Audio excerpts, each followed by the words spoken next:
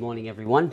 Welcome back to my channel. I'm Joe, and I wanted to do a quick video. Actually, I don't know how quick this video will be, but I had recently been asked several times what I am using for camera gear when I motovlog. And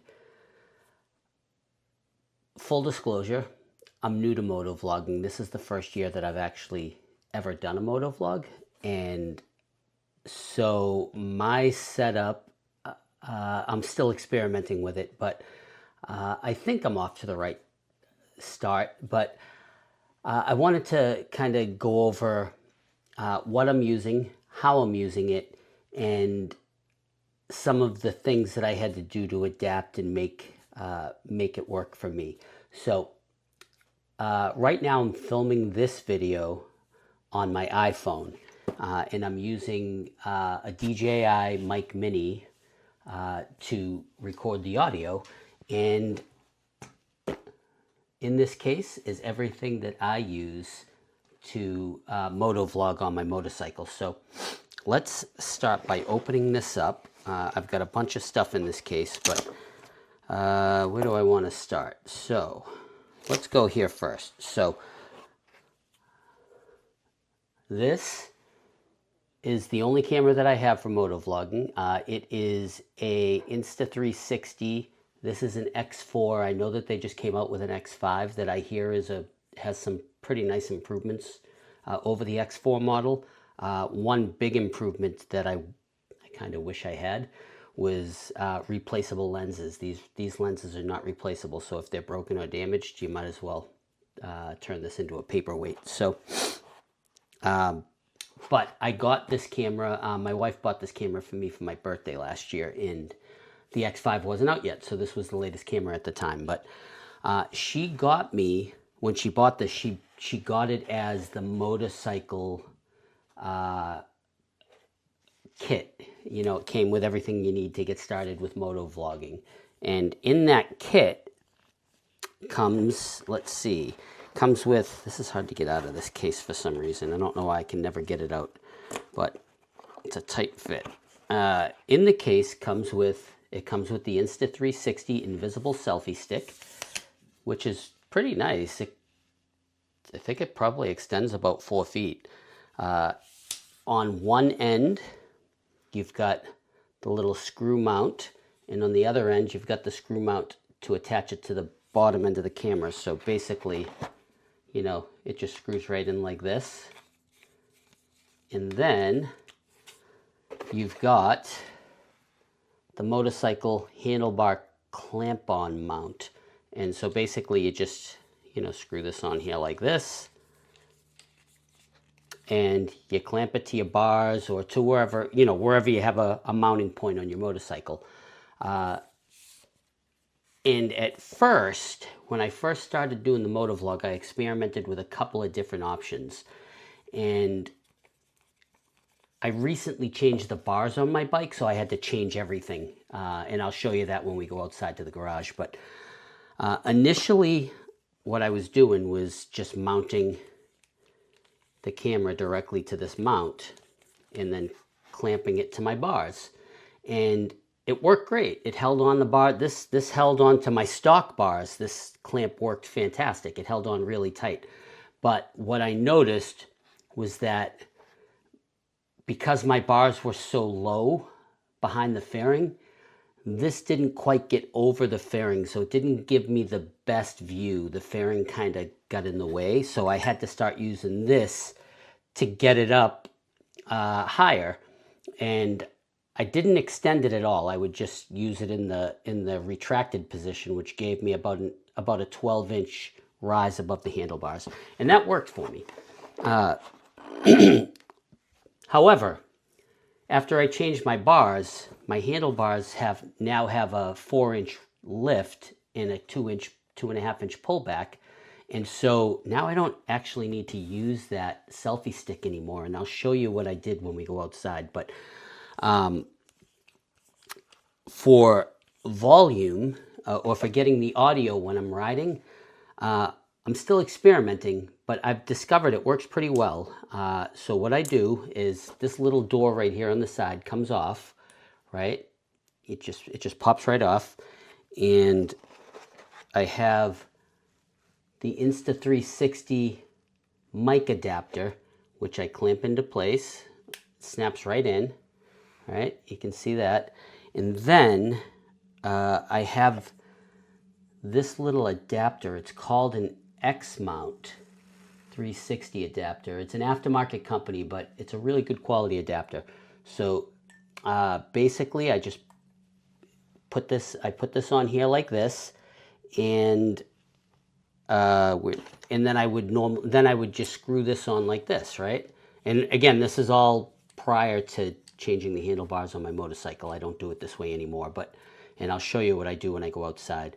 So now we've got this, and then the I can't show you because I'm using it on my phone, but the not the Insta360, the DJI Mic Mini has a little cold shoe adapter that just clips right onto here, and then you just plug in the wire, goes from the cold shoe adapter directly into the mic adapter, just like that.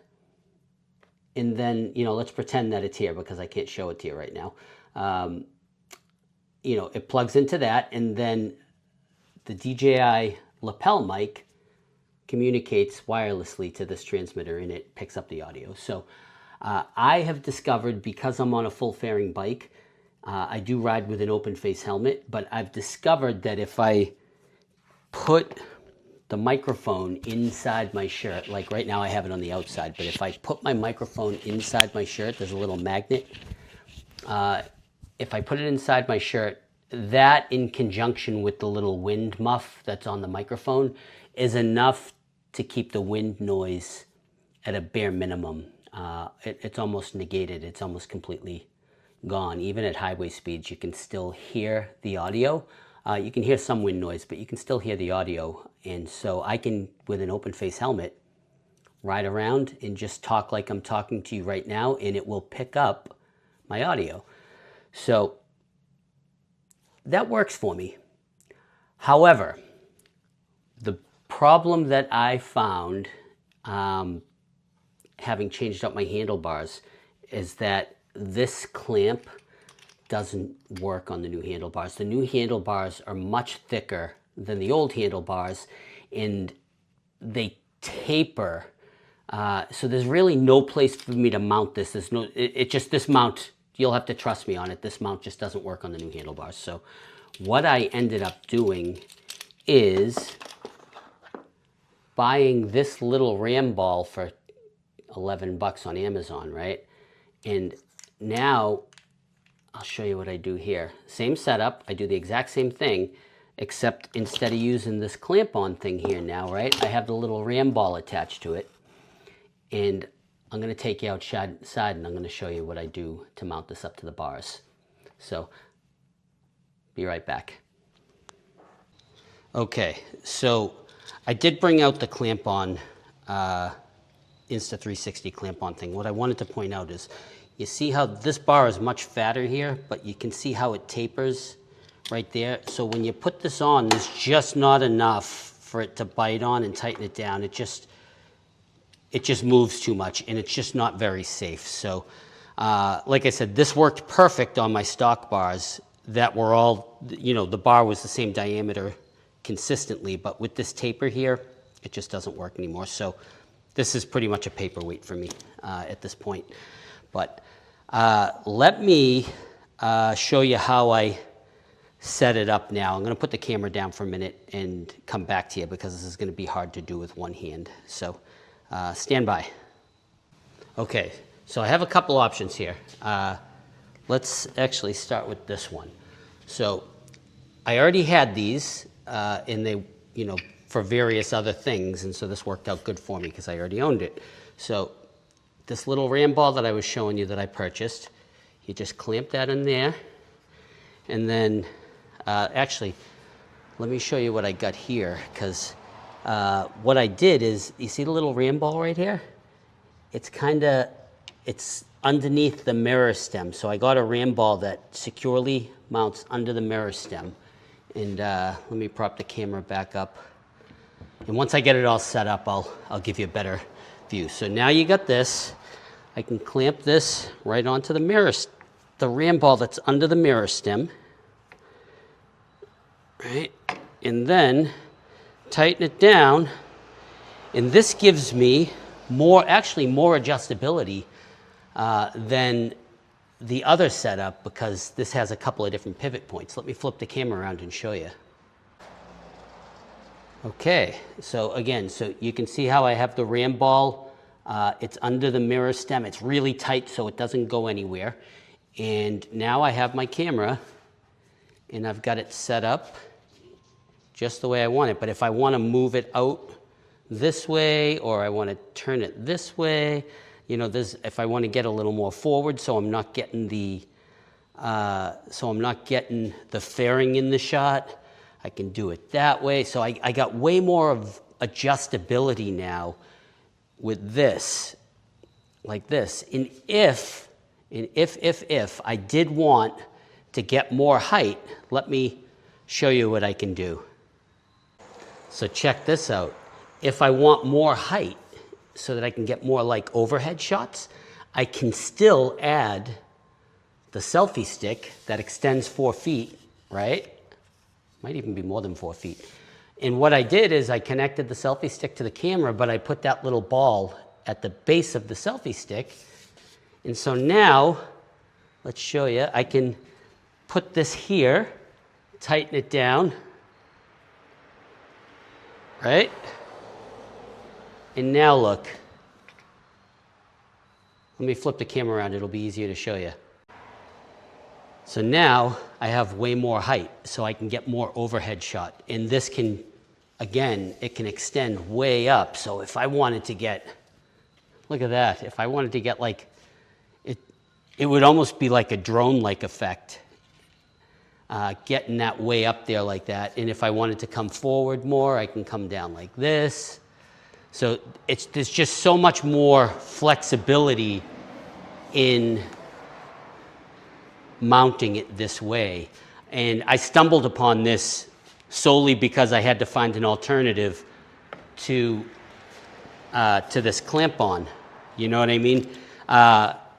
When I changed the bars out. So this was just me trying to adapt to the changing bars, but it gave me way more flexibility in how I get my Insta360 footage while I'm riding. So, and if I need more angle, I have this additional